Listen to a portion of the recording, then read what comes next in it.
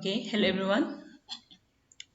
Today we will study about extensive and intensive properties. ठीक है, तो थर्मोडायनामिक्स में हमने ये करना है कि कौन सी प्रॉपर्टीज एक्सटेंसिव हैं और कौन सी इंटेंसिव हैं. ठीक है, तो बहुत सिंपल है, कुछ ज़्यादा डिफिकल्ट नहीं है. एक्सटेंसिव प्रॉपर्टीज वो हैं जिनकी वैल्यू डिपेंड करता है मैटर जो है, पर्टिकुलर मैटर के किसी क्वांटिटी पर या साइज पर.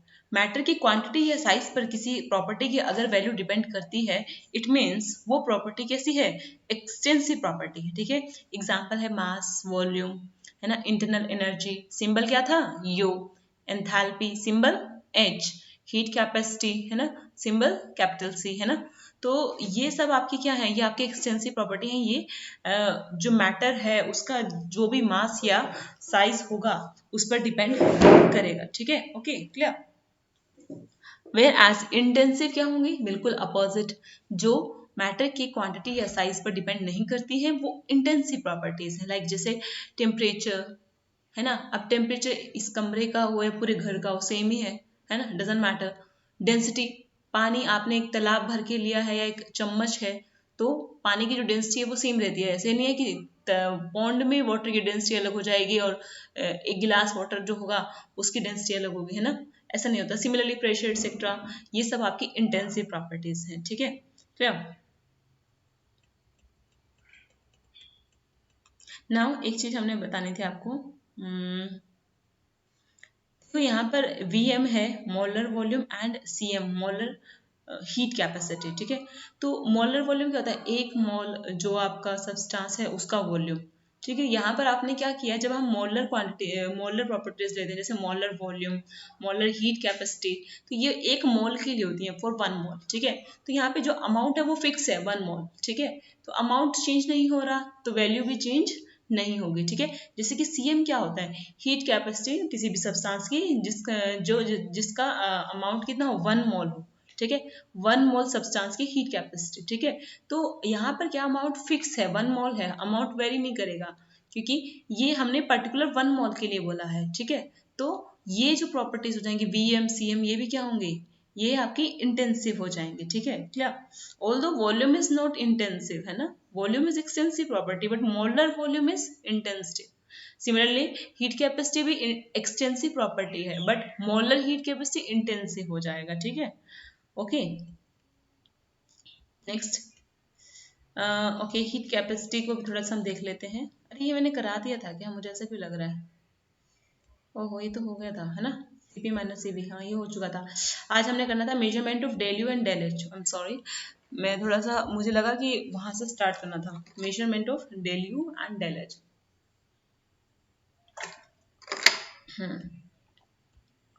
तो इसके एक बार मेजर करने के लिए हम कैलोरीमेट्री का यूज करते हैं.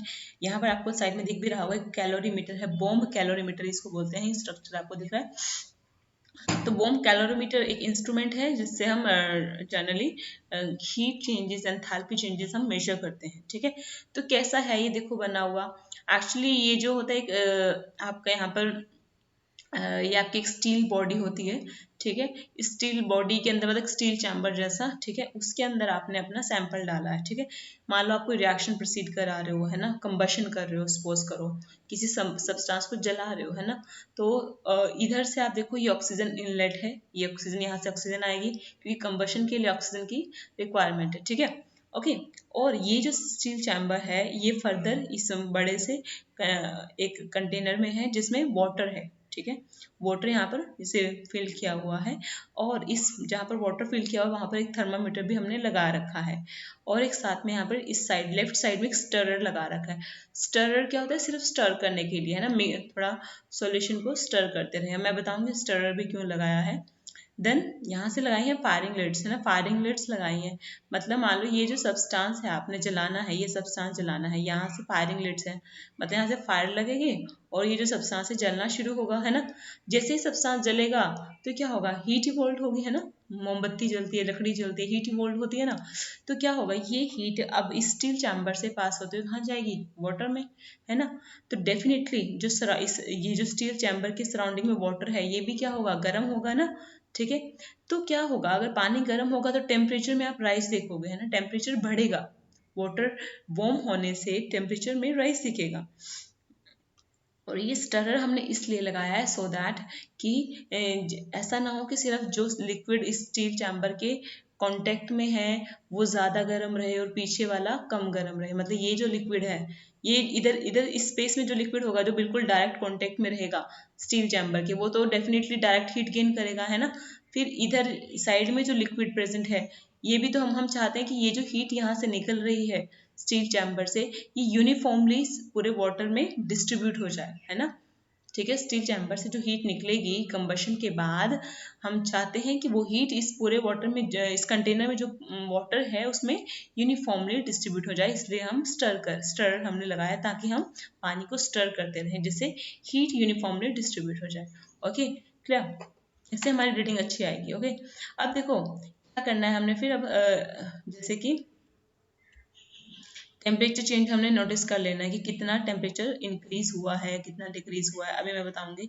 देन आपने क्या करना है, देखो ये वाला फॉर्मूला यूज करना है, Q is equal to CV into dt।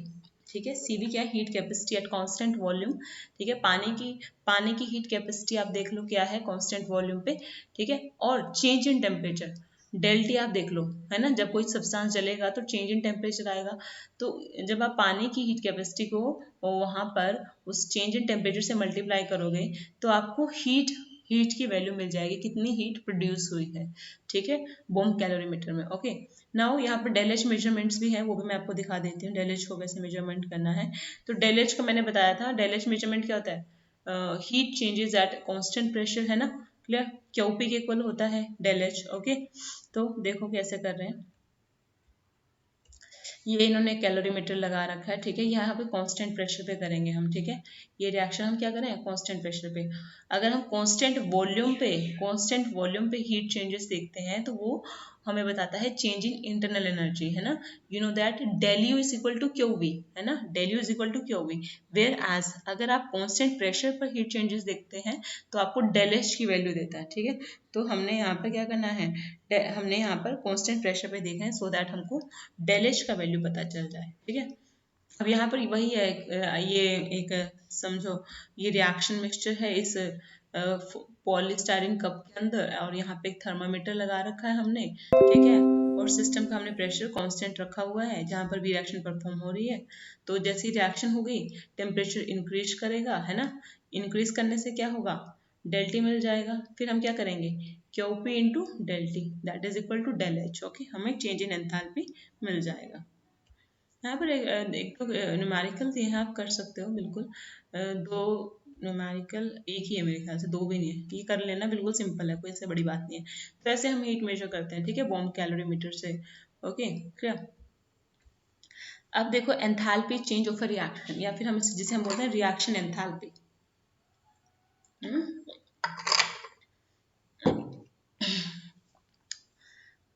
कोई भी रिएक्शन प्रोसीड होती है तो रिएक्टेंट्स प्रोडक्ट्स में चेंज होते हैं, है ना। तो रिएक्शन एंथैल्पी क्या है किसी भी रिएक्शन की, तो सिंपल कुछ नहीं करना आपने।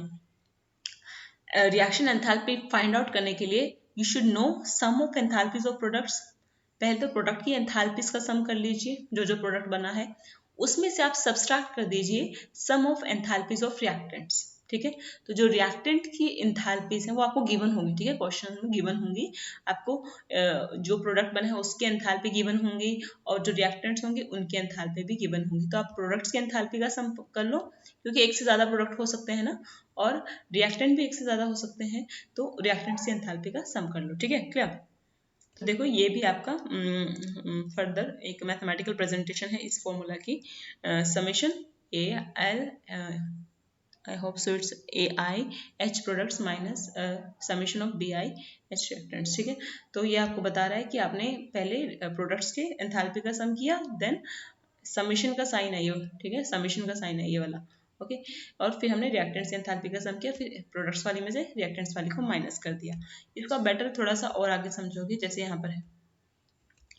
क्लियर, ये रिएक्शन है methane plus oxygen CO2 plus water, है ना, ये बन रहा है। तो हमने क्या किया, हमने अब हमें पूछा गया कि इस रिएक्शन की रिएक्शन एंथैल्पी बताएं। ठीक है, तो first of all you should check out कि ये रिएक्शन बैलेंस है कि नहीं है। हम क्लास 10 में रिएक्शन को बैलेंस करते हैं ना, हमको बैलेंसिंग करना आता है, तो हमने पहले एक बार रिएक्शन को थोड़ा सा ऑब्जर्व करना है कि क्या रिएक्शन बैलेंस है. So according to me, either one carbon, either 4 hydrogen, either 4 hydrogen. Here 4 oxygen and here 2 plus 2, 4 oxygen. ठीक है, reaction is balanced. Okay, no doubt. अब आप क्या करो, देखो molar enthalpy, H M is the symbol for molar enthalpy. ठीक है, आपको क्वेश्चन में गिवन होंगे. ठीक है, जब न्यूमेरिकल आएगा ना फाइंड आउट करने के लिए, तो उस क्वेश्चन में आपको गिवन होंगे. ठीक है, तो मोलर एंथैल्पी लेनी है CO2 की, प्लस ट्वाइस क्योंकि हमने 2 O2 लिए हैं ना, 2 लिए ना O2, तो हमें मल्टीप्लाई करना है 2 को, किससे, मोलर एंथैल्पी ऑफ O2. ठीक है, ये कुछ गड़बड़ लिख दिया ना उन्होंने क्या? हाँ, इन्होंने, ओहो सॉरी, प्रोडक्ट्स की पहले थी ना, तो पहले CO2 की लिखी है, तो फिर साथ में वाटर की लिखी है, 2 into molar enthalpy of water. ठीक है, सेकंड प्रोडक्ट. तो माइनस किसी करनी है अब रिएक्टेंट्स की. ओके, तो molar enthalpy of methane CH4, okay, methane की, plus 2 into molar enthalpy of oxygen. ठीक है, ओके, तो बस आपने जब वैल्यू पुट करनी है and get the answer. Simple very question है ना. अब है स्टैंडर्ड एंथैल्पी ऑफ रिएक्शन क्या होती है. ये तो ऊपर जो हमने पढ़ा था रिएक्शन एंथैल्पी है. तो स्टैंडर्ड रिएक्शन एंथैल्पी क्या होगी? तो किसी भी रिएक्शन की standard enthalpy of reaction actually तब होगा जब आपके जितने भी पार्टिसिपेटिंग सब्सटेंस हैं, जो भी उस रिएक्शन में पार्टिसिपेट कर रहे हैं, ठीक है, वो सब अपने स्टैंडर्ड स्टेट्स में हो. ठीक है, ओके. अब स्टैंडर्ड स्टेट से क्या मतलब है, हमें क्या पता है कोई अपनी स्टैंडर्ड स्टेट में है कि नहीं है ना. तो स्टैंडर्ड स्टेट का मतलब है कि कोई सब्सटेंस अपने किसी पार्टिकुलर टेम्परेचर पर, किसी स्पेसिफाइड टेम्परेचर पर वो उसकी प्योर फॉर्म में होना चाहिए, और प्रेशर उस टाइम पर 1 बार होना चाहिए. मान लो मैं बोल रही हूँ कि जो पानी है वो अपनी प्योर फॉर्म में है, मान लो मैं कहूँ 10 डिग्री सेल्सियस पर, ऐसे सपोज कर रही हूँ, एंड 1 बार प्रेशर पर. ठीक है, 10 डिग्री सेल्सियस पर एंड 1 बार प्रेशर पर पानी अपनी प्योर फॉर्म में एग्जिस्ट करता है. ठीक है, तो ये अगर उस रिएक्शन में जो आपके कंडीशन है, टेम्परेचर 10 डिग्री सेल्सियस है और वाटर आपका, सॉरी, प्रेशर आपका 1 बार है, इट मीन्स वाटर आपका स्टैंडर्ड स्टेट में है. ठीक है, ओके, क्लियर. यहाँ पे फिर उसके बाद देखो, सिर्फ आपने कोई फर्क नहीं करना है, जो रिएक्शन एंथैल्पी है या स्टैंडर्ड रिएक्शन एंथैल्पी है. देखो रिएक्शन एंथैल्पी के लिए सिंबल आपका रहता है सिंपल डेल आर एच, है ना, del small R represent reaction, H represent enthalpy. ठीक है, तो स्टैंडर्ड एंथैल्पी के लिए आप क्या करते हो, आप डेल एच नॉट लगाते हो. ऊपर ये दिख रहा है ना आपको, छोटा सा सर्कल है ना, उसके बीच में से ये वाली सबस्क्रिप्ट लगाई हुई है, तो डेल एच नॉट लगाओगे आप. ठीक है, डेल एच नॉट. ठीक है, क्लियर. अगर डेल एच नॉट लिखा है मतलब रिएक्शन एंथैल्पी कौन सी है, स्टैंडर्ड एंथैल्पी. ठीक है, अब enthalpy changes during phase transformation. अगर सिर्फ फेज ट्रांसफर हो रहा है, जैसे सॉलिड से लिक्विड जा रहा है, लिक्विड से गैसेस जा रहा है, उस दौरान एंथैल्पी जो चेंजेस है उनको कैसे देखना है. देखो क्या करना है, देखो यहाँ पर दिखाया हुआ है पानी H2 solid, S stand for solid, किसमें कन्वर्ट हो रहा है, H2OL लिक्विड में, है ना, मतलब आइस वाटर में चेंज हो रही है ना.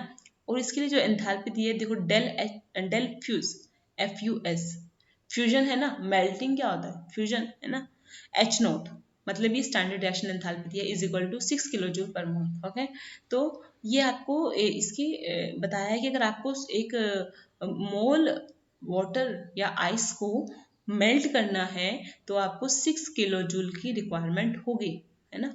क्या, तो आप इसको डिफाइन कैसे करोगे फ्यूजन एंथैल्पी को, तो एंथैल्पी चेंज. ठीक है, एंथैल्पी चेंज जो किस प्रोसेस में कंपेनिज हो, accompanies melting of 1 mole of solid substance, है ना, in their standard state is called standard enthalpy of fusion और मोलर एंथैल्पी ऑफ फ्यूजन. ठीक है, स्टैंडर्ड एंथैल्पी ऑफ फ्यूजन और मोलर एंथैल्पी ऑफ फ्यूजन के हम 1 मोल के लिए स्टडी कर रहे हैं, तो इसलिए मोलर भी बोल सकते हैं. ठीक है, तो इनको जनरली देखो डेल एच का जो साइन है यहाँ पर पॉजिटिव है, 6 के आगे कुछ नहीं लिखा ना, अगर कुछ नहीं लिखा है तो मतलब पॉजिटिव, अंडरस्टूड है ना. अगर साइन डेल एच पॉजिटिव है, चेंज इन एंथैल्पी पॉजिटिव है, मतलब हीट क्या हुई है, एब्जॉर्ब हुई है, इस रिएक्शन में हीट एब्जॉर्ब हुई है. अगर अगर यहाँ पर डेल एच नेगेटिव होता है, यहाँ पर जो वैल्यू आती है वो नेगेटिव साइन के साथ आती, इसका मतलब हीट इवोल्व हुई है. ठीक है, तो ये अगर डेल एच पॉजिटिव है, हीट एब्जॉर्ब हुई है, मतलब एंडोथर्मिक रिएक्शन. अगर डेल एच नेगेटिव है, हीट इवोल्व हुई है और मतलब एक्सोथर्मिक रिएक्शन। Okay clear. तो मेल्टिंग ऑफ आइस क्या है, एंडोथर्मिक है, क्योंकि डेल एच जो एंथैल्पी ऑफ फ्यूजन है आपकी यहाँ पर वो पॉजिटिव साइन एक्वायर कर रही है। ठीक है। Similarly enthalpy of vaporisation, vaporisation क्या होता है, लिक्विड का फिर गैस स्टेट में जाना, है ना। क्या तो amount of heat required to vaporise, एक मोल लिक्विड को जब आप एक कांस्टेंट टेम्परेचर पर, ठीक है, और अंडर स्टैंडर्ड प्रेशर पर, स्टैंडर्ड प्रेशर होता है आपका 1 बार। ठीक है। जब आप एक मोल लिक्विड को वेपर्स में चेंज करते हो, गैसेस स्टेट में चेंज करते हो, तो 1 मोल लिक्विड को चेंज करने के लिए कितनी, जितनी एंथैल्पी है, जितनी एनर्जी की रिक्वायरमेंट होगी, that is your standard enthalpy of vaporisation, या फिर हम क्या क्या बोलेंगे उसे, molar enthalpy of vaporisation. Okay. तो देखो जैसे यहाँ पे लिक्विड चेंज हो रहा है, पानी लिक्विड से गैसेस स्टेट में, जो डेल वेब एच नॉट है ना, इसको वेपोराइजेशन में देखो VAP लगाया है, मेल्टिंग वाले में FUS लगाया था यहाँ पर, है ना, वो बता रहा था ये फ्यूजन एंथैल्पी है। VAP क्या बता रहा है, ये वेपोराइजेशन एंथैल्पी है। यहाँ पे भी देखो कैसे साइन दिया है, पॉजिटिव साइन दिया है, मतलब हीट एब्जॉर्ब हुई है, मतलब वेपोराइजेशन क्या है, एंडोथर्मिक प्रोसेस है। ओके क्या। अब इसके बाद अगर मैं कहूँ enthalpy of sublimation, what is sublimation, if you know that, कि अगर सॉलिड डायरेक्टली गैसियस स्टेट में चेंज हो जाए, है ना, सॉलिड आपका डायरेक्टली गैसियस स्टेट में चला जाए without changing into liquid state, it means ये प्रोसेस कैसा है, सब्लिमेशन है। ठीक है। तो वो कह रहे हैं कि अगर हम सॉलिड CO2 को, जैसे हम ड्राई आइस भी बोलते हैं, सॉलिड CO2 है ना, उसकी सब्लिमेशन एंथैल्पी ने बताई 25.2 किलो जूल पर मोल। ठीक है। अब देखो यहाँ पे सब्लिमेशन एंथैल्पी के आगे जो 25.2 है, कोई साइन नहीं है ना, देखिए कोई साइन नहीं है, मतलब ये कैसी है, पॉजिटिव है, मतलब सब्लिमेशन एंथैल्पी, जो सब्लिमेशन जो प्रोसेस है वो भी क्या है, एंडोथर्मिक प्रोसेस है। ठीक है। तो डिफाइन क्या करोगे कि 1 मोल, है ना, 1 मोल सॉलिड को, सब्सटेंस को सब्लाइम करने के लिए जितने कांस्टेंट टेम्परेचर पर और अंडर स्टैंडर्ड प्रेशर पर जितने एंथैल्पी, जितना एंथैल्पी में चेंज आएगा इस दौरान, ठीक है, जब हम एक मोल सॉलिड को सब्लाइम कर रहे हैं इस पर्टिकुलर टेम्परेचर पर, कांस्टेंट टेम्परेचर पर और स्टैंडर्ड प्रेशर पर, ठीक है, तो वो एंथैल्पी चेंज आपका कहलाएगा स्टैंडर्ड एंथैल्पी ऑफ सब्लिमेशन। ठीक है। क्या कहलाएगा, स्टैंडर्ड एंथैल्पी ऑफ सब्लिमेशन। ठीक है। अब देखो यहाँ पर मैं हल्का सा आपको 1-2 न्यूमेरिकल कराती हूँ, फिर आप थोड़ा सा खुद से करना। अ swimmer coming out from a pool is covered with a film of water, है ना, कोई बंदा बाहर आया पूल से, स्विमिंग पूल से निकल के आया, तो फिल्म ऑफ वाटर से कवर्ड है, मतलब समझ रहे हो ना, उसकी स्किन पर क्या होगा, पानी की एक थिन लेयर होगी, that is film of water. ठीक है। वेइंग अबाउट 18 ग्राम, तो कितने उन्होंने बताया कि जो पानी की जो लेयर है उसकी स्किन पर, है ना, थिन लेयर है, उसका वेट है 18 ग्राम। ठीक है। How much heat must be supplied, how much heat must be supply to evaporate this water. अब जैसे वो स्विमर जो बाहर आ गया स्विमिंग पूल से, आपको पता है कि अब जो पानी है वो धीरे धीरे इवेपोरेट हो जाएगा उसके स्किन से, है ना, और उसकी बॉडी ड्राई होगी, है ना, क्या, तो वो कह रहे हैं कितने हीट की रिक्वायरमेंट होगी उस पानी को इवेपोरेट करने के लिए, कंडीशन दिया टेम्परेचर की 298 kelvin, 298 kelvin is equal to 25 degree Celsius, you should know it. ठीक है ना। तो calculate the internal energy of vaporisation, vaporisation के लिए इंटरनल एनर्जी ऑफ वेपोराइजेशन पूछी है। ठीक है। और एंथैल्पी ऑफ वेपोराइजेशन दिया है। ठीक है। Del H, del V, del vaporisation H naught आपको दिया है 44.01 किलो जूल पर मोल। ठीक है। वेपोराइजेशन एंथैल्पी दी है, but internal energy of vaporisation आपको निकालना है, मतलब डेल वेप यू निकालना है आपने। ठीक है। डेल वेप एच दिया हुआ है, तो कैसे निकालेंगे, देखो डेल एच और डेल यू के लिए हमने कौन सा रिलेशन पढ़ा था, अगर याद हो मैं दिखा देती हूँ। अब देखो पहले तो एक बार इसमें देख लो कनेक्ट बना हुआ है कि नहीं, कनेक्टेड है। ठीक है। ओके। अब पानी जो है वो लिक्विड से गैसेस स्टेट में चेंज होगा, है ना, जब वो स्विमर आएगा बाहर निकल के, तो हमें पता है कि उन्होंने बताया कि पानी की जो लेयर है स्विमर की स्किन के ऊपर, उसका वेट है 18 ग्राम, है ना, 18 ग्राम वाटर है उसकी स्किन पर, कहने का मतलब, तो कितने नंबर ऑफ मोल्स होंगे, 18 ग्राम ऑफ वाटर में कितने मोल्स होंगे। तो आप क्या करते हो, अगर आपको किसी सब्सटेंस का वेट गिवन होता है, ठीक है, let me show you here, अगर आपको किसी सब्सटेंस का वेट गिवन होता है तो आप उसको नंबर ऑफ मॉल्स में चेंज कर सकते हो ना, है ना। वेट ऑफ दिस सब्सटेंस को डिवाइड कर दो, किससे करोगे डिवाइड जी, आप उसे डिवाइड करो उसके मोलर मास से। वेट ऑफ दिस सब्सटेंस, मैं थोड़ा गंदा सा लिख रही हूँ, ठीक है, डिवाइड कर दो उसके मोलर मास से, ठीक है।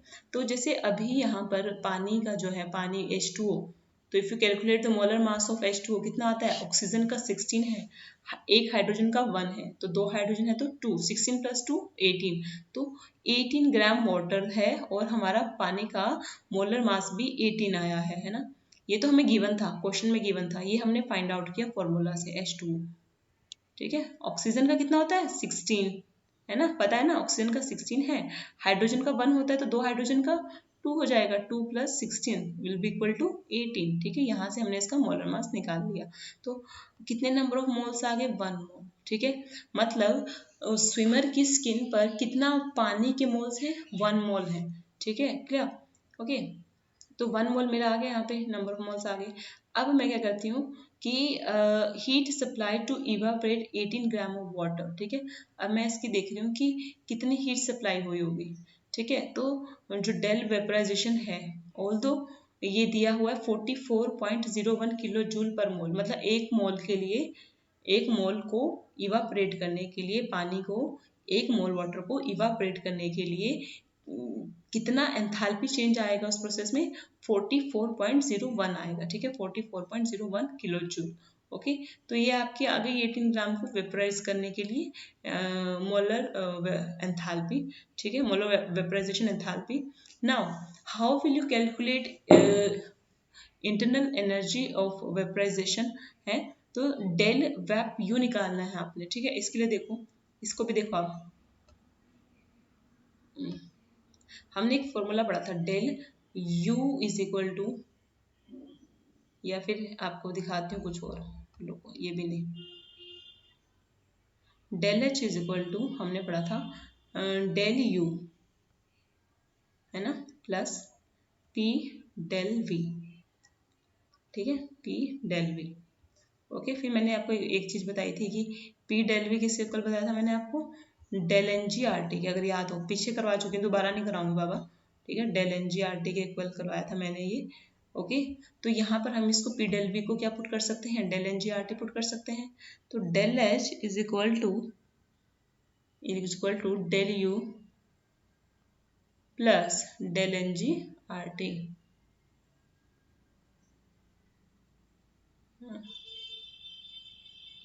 ठीक है, okay. Change in number of moles of R is gas constant, is temperature, है ना। तो ये हमें निकालना है, डेल यू निकालना है, ठीक है। तो यहाँ पर जैसे प्रोसेस मेरा वेपोराइजेशन है तो मैं क्या लिख दूंगी, डेल वेप एच, है ना, और सॉरी इसको रख करो, और पेन भी दूसरा लेते हैं ना, अच्छा सा नहीं चल रहा, del vap H is equal to है डेल यू वेप, गड़बड़ हो जाती है लिखते लिखते ना डेल वैप वैप यू, ठीक है, plus del NGRT, change in number of moles, okay, clear. अभी इसको हम ऐसे ही रख लेते हैं, डेल वेप लिख सकते हो आप कि ड्यूरिंग वेपराइजेशन प्रोसेस में कितने change in number of moles हुआ, ठीक है, उस वेपराइजेशन की प्रोसेस में कितना change in number of moles हुआ है। तो ये तो वैल्यू गिवन थी हमको, है ना, कितनी थी ये 44.01, 44.01 किलो जूल है, मैं यूनिट्स अभी नहीं लिख रही हूँ, ये मुझे निकालनी है। तो ये वाली ये जो वैल्यू है U, इंटरनल वेपराइजेशन एनर्जी, ये मुझे निकालनी है, तो मैं इसको x मान रही हूँ, ठीक है। अभी टेम्परेचर कितना दिया था बाबा, टेम्परेचर दिया था 298 केल्विन, 298 केल्विन, है ना, और R की वैल्यू होती है आपकी 8.314 जूल पर 8.314, ठीक है। उसके बाद डेल एन जी कितना होगा वो भी दिखा देते हैं, देखो यहाँ पर yes del H del N G कैसे निकालेंगे? देखो आप डेल एन जी निकालेंगे हम, ये जो प्रोसेस है आपका यहाँ पर देखिए, डेल एन जी होता है number of moles of products minus number of moles of reactants, ठीक है। और मैंने बताया था डेल एन जी जो निकाला जाता है वो तभी ही आप नंबर ऑफ मोल्स कंसिडर करोगे अगर अगर आपका रिएक्टेंट या आपका प्रोडक्ट गैसियस फेस में है, ठीक है। अगर रिएक्टेंट और प्रोडक्ट आपका गैसियस फेस में है तभी आपने क्या करना है, उसको उसके नंबर ऑफ मोल्स को कंसिडर करना है। सपोज एक मोल से एक मोल ये बना है ना, गैस बनी है, वेपर्स बने हैं पानी के, तो ये तो यहाँ पर जो रिएक्टेंट है लिक्विड है ना, लिक्विड है, यहाँ पर गैस है, तो ये हम लिक्विड के नंबर ऑफ मोल्स कंसिडर नहीं करेंगे, ठीक है। अगर ये कंडीशन ना होती कि हमें सिर्फ गैस के ही लेने हैं, क्योंकि वो P V is equal to NRT जो इक्वेशन है वो गैसेस के लिए, लिक्विड्स के लिए नहीं है, ठीक है ना।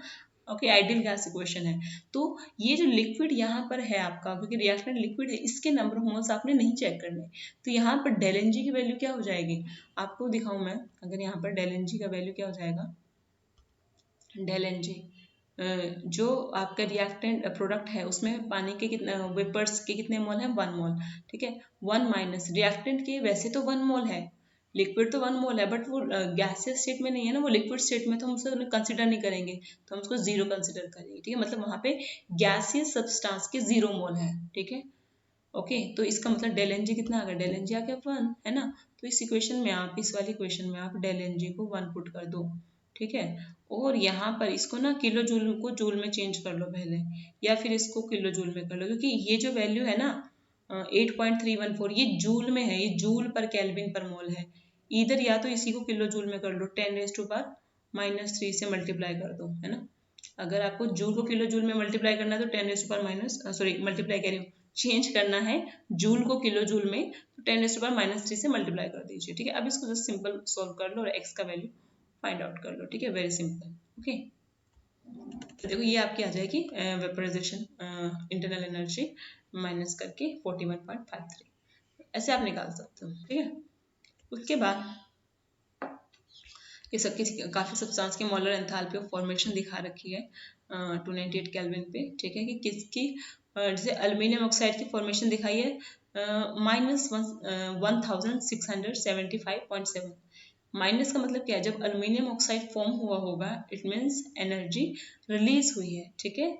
सिमिलरली जैसे कार्बन डायमंड +1.89 है, मतलब जब ये फॉर्म हुआ होगा तो इतना एनर्जी क्या हुआ होगा, समझो क्या हुआ होगा, ये एब्जॉर्ब हुआ होगा, ठीक है। सिमिलरली बाकी सब्सटेंसेस के हैं।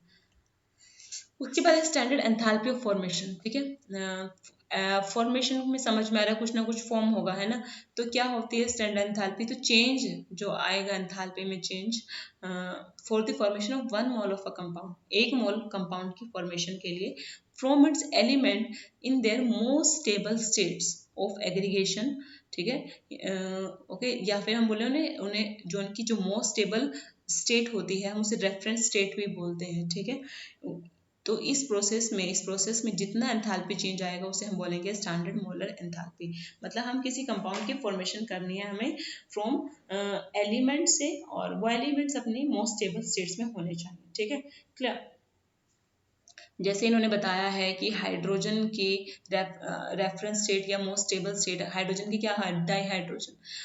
हाइड्रोजन H की फॉर्म में नहीं मिलता, वो H2 की फॉर्म में मिलता है। सिमिलरली जो आपकी ऑक्सीजन की है वो डाई ऑक्सीजन है ना। कार्बन और सल्फर की क्या है, कार्बन आपका सी में ग्रेफाइट की फॉर्म में मिलता है, और सल्फर आपका रोम्बिक सल्फर की फॉर्म में मिलता है, ठीक है। तो rhombic sulphur is the reference state for sulphur, okay, clear. अब यहाँ पे देखो जैसे यहाँ पे वाटर की फॉर्मेशन दिखाई है H2 + ½ O2। भाई ½ O2 का क्या मतलब है, देखो एक ऑक्सीजन चाहिए ना हमको वाटर के लिए, तो ½ O2 मतलब एक ऑक्सीजन, है ना। अब सिंगल ऑक्सीजन क्यों नहीं लिखा हमने, है ना। मैंने ऐसे क्यों नहीं लिखा कि H2 + O it will leads to formation of H2O, ऐसा क्यों नहीं लिखा मैंने, क्योंकि ऑक्सीजन जो है वो अकेला ऑक्सीजन नहीं, उसके जो होगा वो उसकी रेफरेंस स्टेट नहीं है ऑक्सीजन की, है ना। ऑक्सीजन की रेफरेंस स्टेट क्या है, O2 है, ठीक है। तो नाउ अब देखो इसकी फॉर्मेशन एंथैल्पी कैसे निकालेंगे हम, ठीक है। तो ये देखो जो आपकी सॉरी रिएक्शन एंथैल्पी है यहाँ पर, ये वही है सेम फॉर्मूला, प्रोडक्ट्स की एंथैल्पी माइनस रिएक्टेंट्स की एंथैल्पी। ठीक है, तो जैसे इन्होंने इस रिएक्शन में पानी की फॉर्मेशन की दिखा रखी है -285। ठीक है, नेक्स्ट रिएक्शन है कार्बन, है ना, कार्बन देखो ग्रेफाइट में लिखा है क्योंकि कार्बन की रेफरेंस रेट ग्रेफाइट है ना, +2H2O बना रहा है मीथेन CH4। यहाँ पे H कैपिटल आएगा, करेक्ट कर लेना, स्मॉल h लिखा गया गलती से यहाँ पर NCERT में, इसे कैपिटल H करना।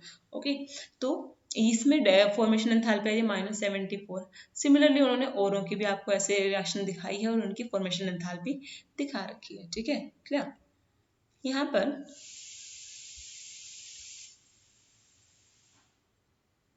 ओके, इसमें अभी हमें एक चीज़ आपको बतानी है, यस यही वाला है। ठीक है, तो ये जो है जैसे कि अभी दिखाती हूँ।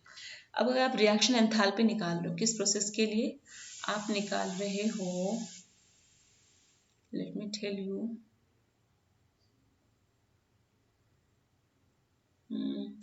631 इसमें नहीं दिया हुआ ना न्यूमेरिकल प्रॉपरली।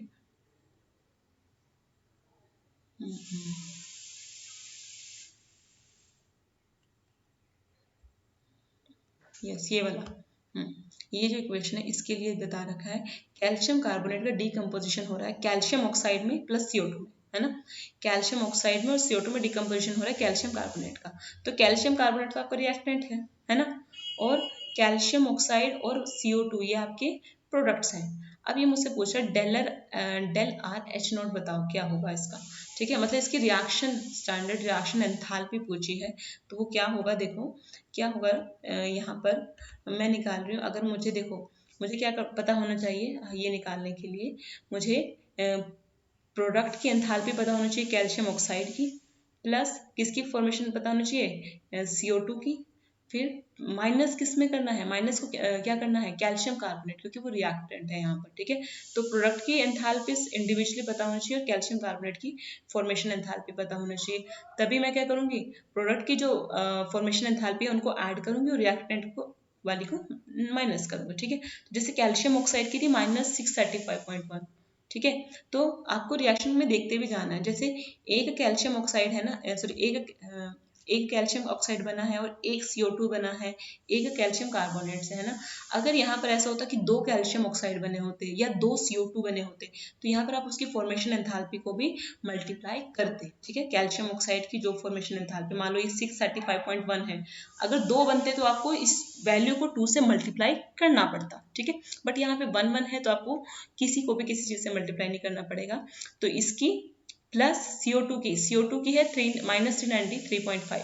ठीक है, माइनस किससे करनी है, माइनस करनी है कैल्शियम कार्बोनेट की। कैल्शियम कार्बोनेट की कितनी होती है माइनस, ये इसकी अपनी फॉर्मेशन एंथैल्पी है -1206.9 किलो जूल पर मोल।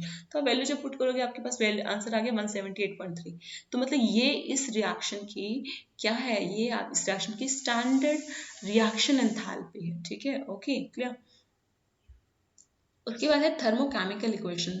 थर्मोकेमिकल इक्वेशन कुछ नहीं होता, वही है एक केमिकल इक्वेशन है, इवन ये एक बैलेंस केमिकल इक्वेशन है। ठीक है, ओके, जिसमें हमको रिएक्शन एंथैल्पी की भी वैल्यू दी हो, ऐसी रिएक्शन जो बैलेंस हो और जिसके लिए हमें रिएक्शन एंथैल्पी उसकी प्रोवाइडेड हो, तब हम इस इक्वेशन को थर्मोकेमिकल इक्वेशन कह सकते हैं। जैसे कि ये वाली है, इथेनॉल का ऑक्सीजन से रिएक्शन करा रखा है, CO2 और H2O बन रहा है ना, कार्बन डाइऑक्साइड एंड वाटर। ठीक है, तो यू कैन सी हियर कि रिएक्शन जो है बैलेंस है, आप चेक कर सकते हो, बिल्कुल कार्बन 2 है, इधर 2 है, ऑक्सीजन यहाँ पर 7 है तो 2 4 3 7 है, हाइड्रोजन यहाँ पर 6 है तो इधर भी 3 6 है, तो रिएक्शन बैलेंस है। और साथ में इस रिएक्शन की मुझे स्टैंडर्ड रिएक्शन एंथैल्पी भी गिवन है। तो ये जो पूरी इक्वेशन है इसको मैं क्या बोलूँगी, इसे मैं बोलूँगी थर्मोकेमिकल इक्वेशन। Okay clear. तो आपको क्या क्या देखना है, अब इसमें देखो कुछ आपको बातें याद रखने की है। 1 मिनट मैं पानी पी लूँ।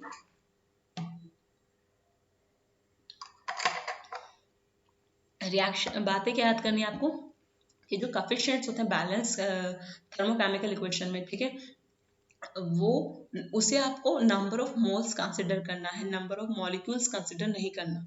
मतलब कोएफिशिएंट्स इसको बोलेंगे, ये जो होते हैं, जैसे इथेनॉल है, इसके आगे कुछ नहीं लिखा तो मतलब ये 1 इथेनॉल लिया हमने, 3O2 लिया है ना, O2 के आगे 3 लिखा है, तो मतलब हमने 3 मोल लिया है ऑक्सीजन का, 3 मॉलिक्यूल नहीं लिया, ठीक है।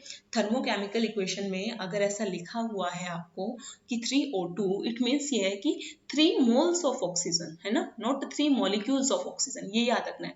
जैसे 2CO2 तो मतलब 2 moles of CO2, 3H2O 3 moles of H2O, okay clear. ऐसे आपने इसको समझना है थर्मोकेमिकल इक्वेशन को, मतलब मोल्स लेना है। ये जो कोएफिशिएंट्स हैं ये मोल्स बता रहे हैं, नंबर ऑफ मोल्स बता रहे हैं, नंबर ऑफ मॉलिक्यूल्स नहीं बता रहे, ठीक है। Do remember it, okay. Second चीज हमने क्या करनी है, देखो सेकंड चीज हमने ऐसा करना है, देखो जो ये आपकी फॉर्मेशन एंथैल्पी आपको दी होती है, जैसे ये रिएक्शन है ना, इसकी रिएक्शन एंथैल्पी निकालने के लिए हम क्या करते हैं, जो प्रोडक्ट्स की फॉर्मेशन एंथैल्पी होती है उसको सम करते हैं, देन उसको सब्सट्रैक्ट करते हैं रिएक्शन की फॉर्मेशन एंथैल्पी से, है ना, क्लियर। तो हमको जो इंडिविजुअली हर प्रोडक्ट की और हर रिएक्टेंट की फॉर्मेशन एंथैल्पी आपको न्यूमेरिकल में गिवन होगी, है ना। तो जैसे यहाँ पे H2O की बता रखी है -285.83, है ना, बट इस रिएक्शन में कितने, ये जो एंथैल्पी है देखो -285.83 किलो जूल पर मोल, है ना, एक मोल के लिए वैल्यू है ये, ठीक है। बट यहाँ पर कितने मोल बन रहे हैं, 3 मोल बन रहे हैं, तो इसकी 3H2O की फॉर्मेशन एंथैल्पी क्या हो जाएगी, आपको ये जो वैल्यू है ना 285.83, इसको 3 से मल्टीप्लाई करना पड़ेगा। देखो यहाँ पे इन्होंने मल्टीप्लाई भी किया हुआ है, 3 × 285.83, ठीक है। तो सेकेंड बात आपको यही याद रखनी है कि जो आपको फॉर्मेशन एंथैल्पी दी होती है इस थर्मोकेमिकल इक्वेशंस के लिए, वो आपकी पर मोल होती है, मतलब एक मोल के लिए होती है। अगर इस रिएक्शन में जो आपका रिएक्टेंट है या आपके प्रोडक्ट्स हैं वो जो बन रहे हैं वो एक मोल से ज्यादा है, तब आपको फॉर्मेशन एंथैल्पी को नंबर ऑफ मोल से मल्टीप्लाई करना पड़ेगा। जैसे यहाँ पे 3H2O है ना, तो एक H2 एक यहाँ पर जो अब जो H2 जो है ना, हाँ वो अपनी रेफरेंस स्टेट में है ना, तो जो भी आपको अगर एलिमेंट अपनी रेफरेंस स्टेट में दिख रहा है ना, उसकी आपको स्टैंडर्ड एंथैल्पी ऑफ फॉर्मेशन 0 लेनी है, ठीक है। उसकी स्टैंडर्ड एंथैल्पी ऑफ फॉर्मेशन आपने 0 लेनी है। जैसे H2 क्या है, अपनी रेफरेंस स्टेट में हाइड्रोजन H के फॉर्म में ही H2 की फॉर्म में एग्जिस्ट करता है, ठीक है, वो उसकी रेफरेंस स्टेट है। सिमिलरली आयरन है वो Fe सिंपल Fe सॉलिड की फॉर्म में एग्जिस्ट करता है, तो मतलब वो उसकी रेफरेंस स्टेट है। तो आयरन की यहाँ पे कोई फॉर्मेशन एंथैल्पी आप नहीं लोगे, सिमिलरली H2 की आप यहाँ पे कोई फॉर्मेशन एंथैल्पी नहीं लोगे, तो आप इसको 0 कंसिडर करोगे, ठीक है। तो दोनों बातें याद रखनी है। एक तो पहली बात कि एक अगर किसी की फॉर्मेशन एंथैल्पी आपको गिवन है प्रोडक्ट या रिएक्टेंट की, तो वो ध्यान रखना है कि वो पर मोल होती है, मतलब एक मोल के लिए होती है गिवन, ठीक है। अगर रिएक्शन में 3 मोल बन रहे हैं, है ना, या फिर 2 मोल बन रहे हैं उस प्रोडक्ट के, तो आपको उसकी फॉर्मेशन एंथैल्पी को 2 या 3 जो भी जितने भी नंबर ऑफ मोल्स हैं उससे मल्टीप्लाई करना पड़ेगा। दूसरी बात मैंने बोला, अगर कोई आपका रिएक्टेंट या प्रोडक्ट अपनी रेफरेंस स्टेट में है, मोस्ट स्टेबल स्टेट में है, देन उसकी फॉर्मेशन एंथैल्पी को आपने 0 लेना है, ठीक है। तो हमने इसलिए आयरन जो है अपनी रेफरेंस स्टेट में है, H2 भी रेफरेंस स्टेट में है अपनी, तो इनकी फॉर्मेशन एंथैल्पी को हमने 0 लिया है। जैसे ऑक्सीजन है वो O2 की फॉर्म में होता है ना, अगर कहीं रिएक्शन में O2 होता तो आप O2 की फॉर्मेशन एंथैल्पी को क्या लेते, 0 लेते, है ना, क्लियर। उसके बाद देखो जैसे ये आ गया, ये तो वही रिएक्शन है, ठीक है, ओके। आप ऐसे बिल्कुल कर सकते हो, ओके। अगर व्हेनेवर दूसरी बात हाँ देखो, जैसे ये रिएक्शन है, एक तो ये वाली है और एक ऊपर वाली है, इसको थोड़ा सा कंपेयर करो। पहले मैं दिखाती हूँ ये वाली, एक मिनट इसको हाईलाइट करती हूँ, दिस वन, ठीक है, ओके। एक तो ये रिएक्शन है Fe2O3 + 3H2O 2Fe + 3H2। अब देखो इसी रिएक्शन को, इस रिएक्शन को नीचे वाले रिएक्शन से कंपेयर करो जो मैं भी दिखाऊंगी, this one, Fe2O3 H2 Fe H2O, मतलब रिएक्टेंट और प्रोडक्ट सेम है, बस फर्क क्या है, यहाँ पे हाफ Fe2O3 लिया है, 3/2 H2 लिया है, 1 Fe लिया है, 3/2 H2O लिया है।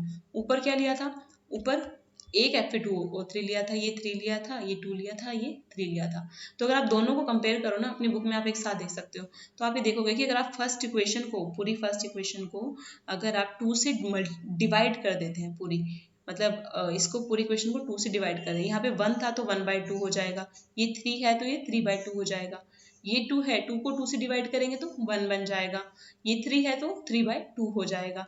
तो अगर मैं इस पूरी इक्वेशन को 2 से डिवाइड कर दूं तो मेरे पास ये वैल्यू, ये वाली इक्वेशन आ जाती है ना, ये वाली। तो अगर मैं ये पूछूं आपसे कि ये जो नई इक्वेशन मैंने बनाई है ना 2 से डिवाइड करके, है ना, रिएक्शन तो सेम है बट इक्वेशन नहीं बना दी मैंने, इसकी, इस रिएक्शन की, अब इस पर्टिकुलर रिएक्शन की क्या स्टैंडर्ड रिएक्शन एंथैल्पी होगी, है, अगर मैं आपसे पूछूं।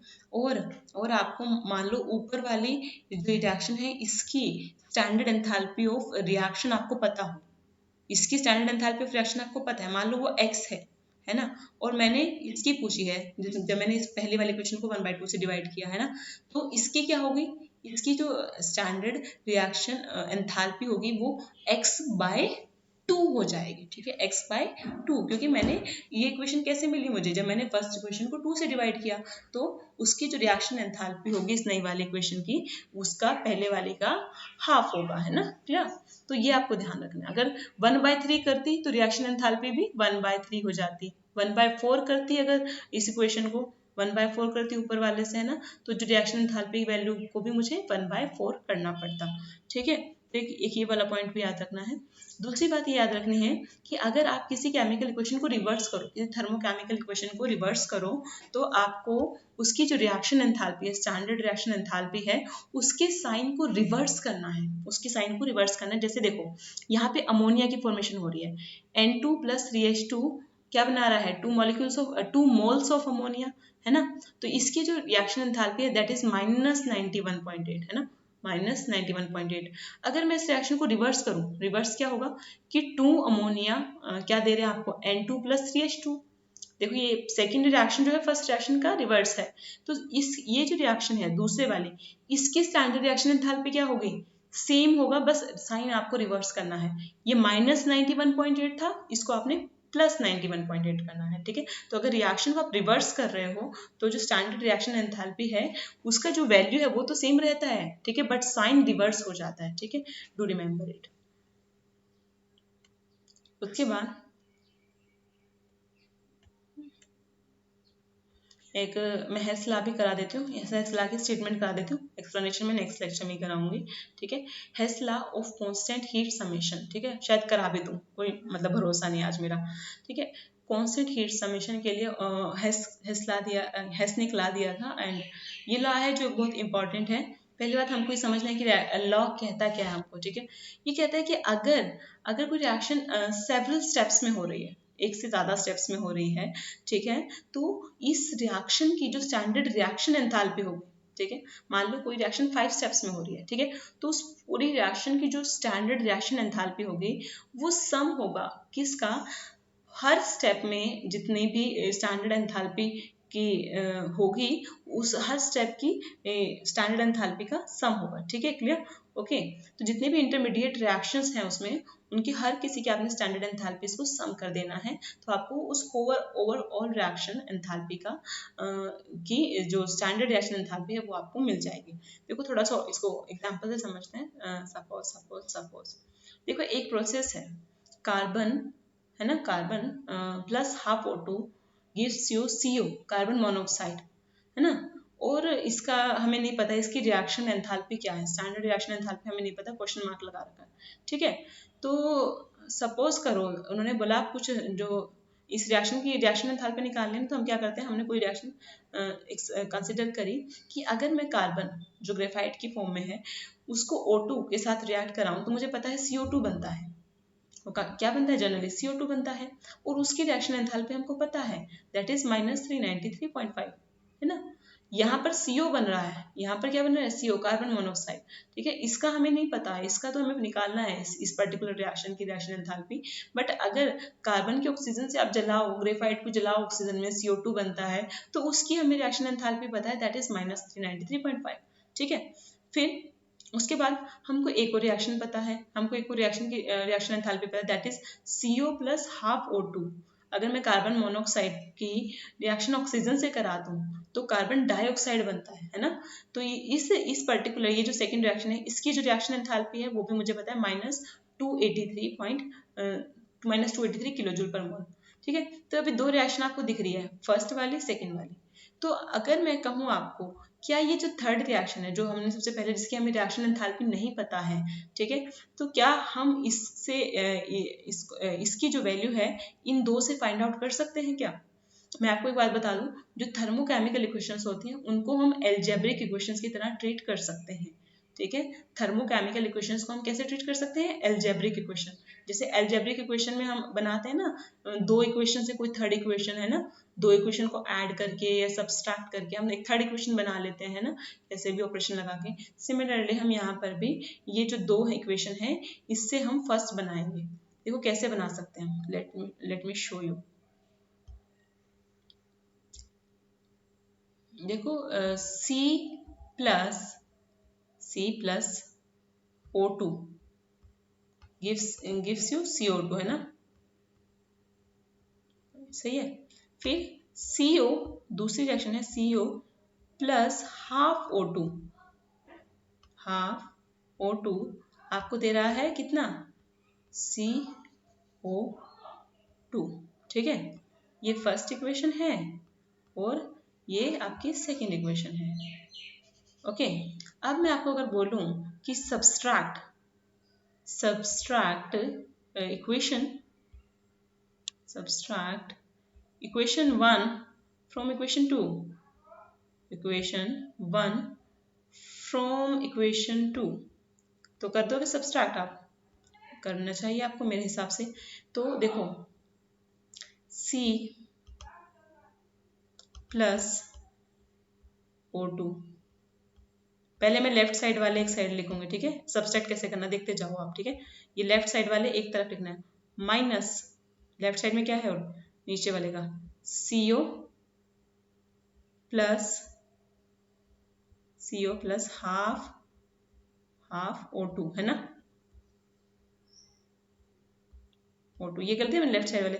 फिर आप एरो लगाओ, फिर आप क्या करोगे, फिर आप राइट साइड वाले लिखो, ठीक है। फिर आप क्या लिखोगे? राइट साइड वाला लिखो। राइट साइड में इधर CO2 है, इधर CO2 है, तो CO2 माइनस CO2। अब थोड़ा सा इसको और प्यार से देखो, इधर CO2 ये का कैंसिल हो जाना है ना, कैंसिल हो जाएगा। अब यहाँ पे देखो, यहाँ पे क्या बचा? ओहो सॉरी, ये क्या बचा? C प्लस O2 है ना। अगले में देखो C प्लस O2 में से मैं माइनस क्या कर रही हूँ? C प्लस O2 में से मैं माइनस कर रही हूँ CO है ना, CO प्लस हाफ O2, ठीक है। अब उधर क्या बचा था याद है? राइट हैंड साइड क्या बचा था? 0 हो गया था, कुछ नहीं बचा है, ठीक है। इधर कुछ नहीं है अभी, तो मैं क्या करूँगी? अब देखो इसको ब्रैकेट को ओपन करो, यहाँ पे ये 1 O2 है ना, 1 O2, ये प्लस माइनस क्या हो जाएगा? हाफ O2, तो C में से C plus 1 O2 minus half O2 और क्या बचा है यहाँ पे?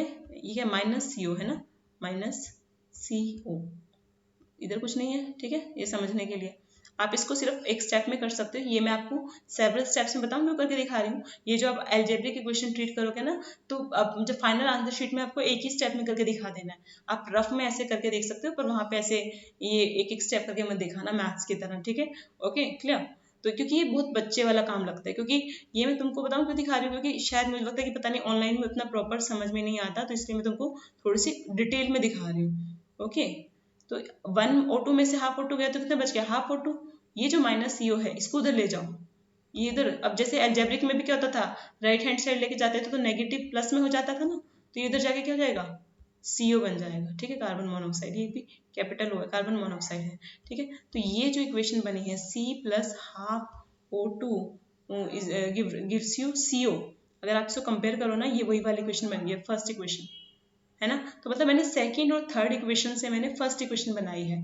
तो मैंने क्या अलजेब्रिक ऑपरेशन लगाया मैंने मैंने इक्वेशन इस वाली से, मान लो ये this is your first equation and this is your second equation है ना, suppose this is your first and this is your second, okay, ठीक है। फर्स्ट में से मैंने सेकंड को सबट्रैक्ट किया है ना, तब जाके मुझे इक्वेशन मिली है। तो इसकी जो रिएक्शन एंथैल्पी अगर मुझे निकालनी है, स्टैंडर्ड रिएक्शन एंथैल्पी, तो मैं क्या करूंगी, फर्स्ट की जो स्टैंडर्ड रिएक्शन एंथैल्पी है उसको सबट्रैक्ट कर दूंगी सेकंड वाले से, ठीक है। क्या है इसकी -393.5 है ना, इसकी क्या है minus, let me show you, -393.5, और दूसरे वाले की क्या है, वो सेकंड स्टेप वाले की, इसको इसमें से क्या माइनस करना है, सेकंड की रिएक्शन एंथैल्पी, है ना, ओके। ये फर्स्ट की रिएक्शन एंथैल्पी थी, इसमें से हमें सेकंड इक्वेशन की रिएक्शन एंथैल्पी माइनस करनी है, दैट इज -283 कर दो, -283, ठीक है। माइनस साइन क्या शो कर रहा है कि हीट एनर्जी रिलीज हो रही है, रिएक्शन एक्सोथर्मिक है, ठीक है। अब देखो ये माइनस माइनस क्या हो जाएंगे, प्लस हो जाएंगे, तो -393.5 प्लस 283,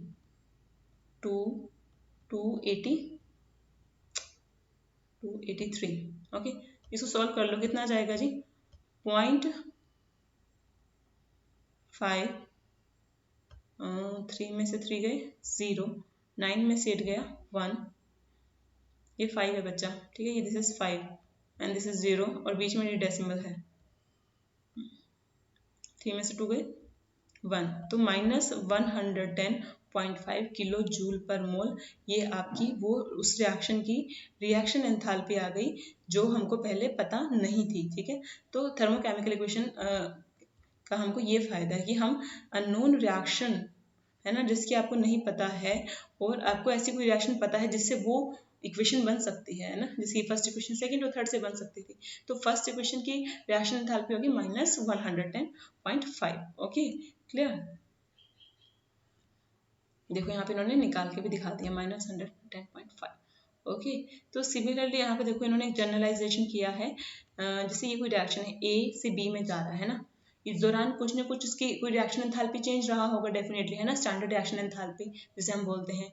और यही रिएक्शन एक और तरीके से हो रही है, पहले ए सी में चेंज हो रहा है, सी डी में चेंज हो रहा है, और डी फिर बी में चेंज हो रहा है, समझ रहे हो कि नहीं, मतलब एक ये इसमें जा रहा है और ये इसमें जा रहा है और ये इसमें जा रहा है, ठीक है। एक तो ये तरीका है नीचे से ऐसे चेंज हो रहा है, एक है सीधा ए बी में चेंज हो रहा है। तो जो रिएक्शन एंथैल्पी होगा डेल आर एच, वो क्या होगा, वो इन ये जो आपके इंटरमीडिएट रिएक्शंस हैं, जैसे ए से बी सी में जाना, सी से डी में जाना, डी से बी में जाना, इनकी जो पर्टिकुलर हर स्टेप की जो रिएक्शन एंथैल्पी होगी, उन रिएक्शन एंथैल्पी का सम होगा। तो डेल आर एच होगा किससे equal, del R H 1 plus del R H 2 plus del R H3, ठीक है। तो ये ही आपका हेस लॉ कहता है आपको, ठीक है। क्लियर, इज इट क्लियर और not, I hope so clear होगा। बाकी हम कल नेक्स्ट लेक्चर में करेंगे standard enthalpies for different types of reaction, ठीक है, जैसे कंबशन के लिए क्या होती है, फलाना के लिए क्या होती है, वो सब नेक्स्ट लेक्चर में।